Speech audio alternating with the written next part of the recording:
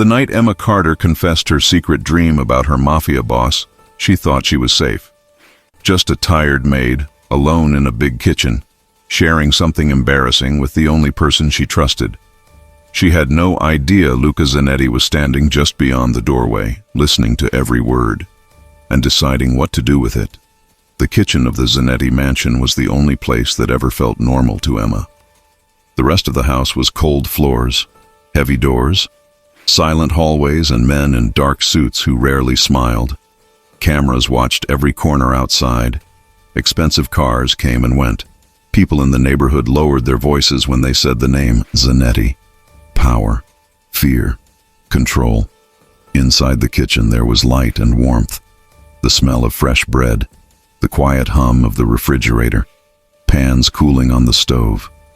It was the only room where Emma could breathe without feeling like she was being watched. That Sunday night, the mansion was unusually quiet. No guests, no late meetings, no raised voices behind closed doors. The security team rotated through their shifts upstairs and outside. Most of the staff had already gone home.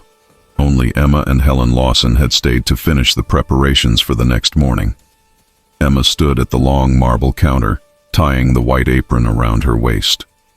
Her red and white uniform was crisp. Her dark hair was pulled into a low bun, a few strands loose around her face. In the reflection of the oven door, she looked like every movie made in every rich house story. Invisible, replaceable, forgettable. But her heart was beating too fast for someone who was just slicing fruit. Helen, almost 60, stirred a pot of oatmeal on the industrial stove. Her gray hair was pinned in a firm bun, her posture straight. The same uniform, but on her it looked like armor. In the kitchen, Helen was the boss. "You're quiet tonight," Helen said without looking back. "That's never a good sign." Emma kept cutting strawberries. The knife moved in smooth strokes, but her focus was far away. "I'm fine," she muttered. "Just tired." "You can lie to the security cameras, sweetheart," Helen replied. "Not to me." Emma pressed her lips together. Helen turned off the burner, placed the spoon aside, and turned to face her. She studied Emma for a few seconds. Clear, sharp eyes, the kind that saw what people didn't say.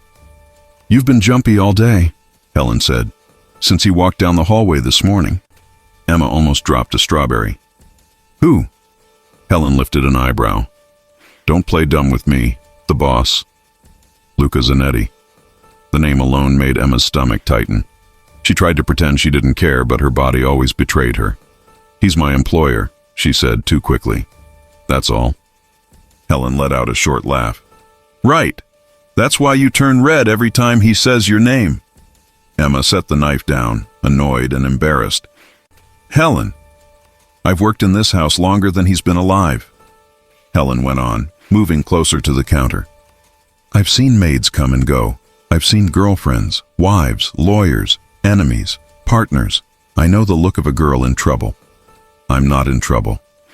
"You are," Helen said quietly. "You just don't know it yet." Emma sighed and pressed her hands against the cool marble. The digital clock on the microwave read 10:23 p.m. Upstairs, the lights on the main floor were mostly off. Down here, kitchen, laundry, staff rooms, it was another world. "It's stupid," Emma said at last. "It's nothing. If it was nothing, you wouldn't be shaking like that." Emma glanced at her hands. They were trembling slightly. Helen was right. She had tried to forget since the moment she woke up that morning, heart racing, face burning, sheets twisted around her legs. She had taken a cold shower, made her bed, made coffee, worked all day. But the images kept returning every time she blinked. Luca Zanetti in the library, his hand on her waist, his mouth near her ear, the weight of his body pressing her against the shelves. It was just a dream, but it didn't feel like just a dream. "You're going to laugh," Emma murmured. "Try me." Helen leaned her hip against the counter and crossed her arms, waiting. The kitchen went quiet except for the low hum of the refrigerator. Emma took a deep breath. "I had a dream," she began. "About him." Helen didn't move. "What kind of dream?" she asked slowly. Emma's face grew hot. "Not the kind you tell your pastor." Helen's eyes widened. Then she let out a surprised, quick laugh. Oh, now I understand why you've been acting like a ghost all day. Helen, don't make it worse. I'm not making it worse. I'm just enjoying the moment. Go on. If you keep that inside, you're going to explode. Tell me. Emma hesitated. This was insane. Saying it out loud would make it real. But Helen was the only person she trusted in this house. She had no family in the city, no friends outside, just this kitchen, just this woman. Fine, she whispered, but you cannot repeat this, ever, not to anyone. Helen lifted her right hand like she was taking an oath. I swear. Emma glanced toward the door out of pure habit. The kitchen door was almost closed, leaving only a thin gap. On the other side was a small hallway that led to the back service stairs. Silence. She didn't know a shadow was standing just outside that gap. A tall figure dressed in black, breathing quietly so the floor wouldn't creak. It felt so real. Emma said, turning back to Helen. In the dream, I was in the library. It was late, like now. Everyone was asleep. I was putting books back on the shelves because, I don't know, dreams never make sense. Helen listened, expression serious now. I was on the ladder, Emma continued, reaching for the top shelf, and then I felt someone behind me. I didn't see his face at first, but I knew it was him. I could recognize his presence anywhere. The words started coming faster now. Once she started, she couldn't stop. I felt his hand on my ankle, holding the ladder steady. She said quietly. He told me to come down. His voice was lower than usual.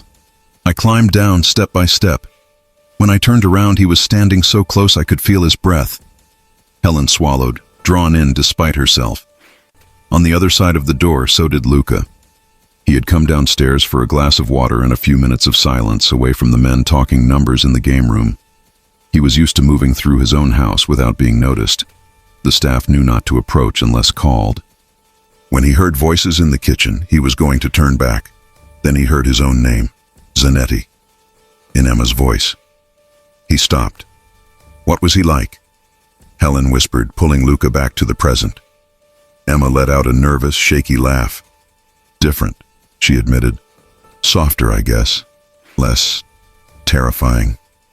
Luca rested his hand on the doorframe, his jaw tightening. Terrifying. That was how everyone else saw him. It shouldn't have surprised him, but hearing it in that quiet hallway felt heavier than usual.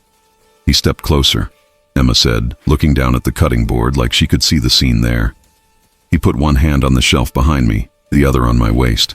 I was trapped between him and the books. He looked down at me and said my name. The way he said it. She closed her eyes for a second. It felt like he owned it. Helen let out a slow breath. Wow. I told you this was stupid. It's not stupid, it's dangerous. Big difference. Emma's voice dropped even lower. In the dream he told me I'd been distracting him, she said. That he noticed every time I walked into a room. That he knew I was trying not to look at him. And then he asked if I ever thought about him when I wasn't working. Helen tilted her head. And did you? Emma looked away. I didn't answer in the dream, she confessed. I couldn't. He just smirked, like he already knew. And then he said, You work for me, Emma, but tonight I want you to forget that. Helen stared at her.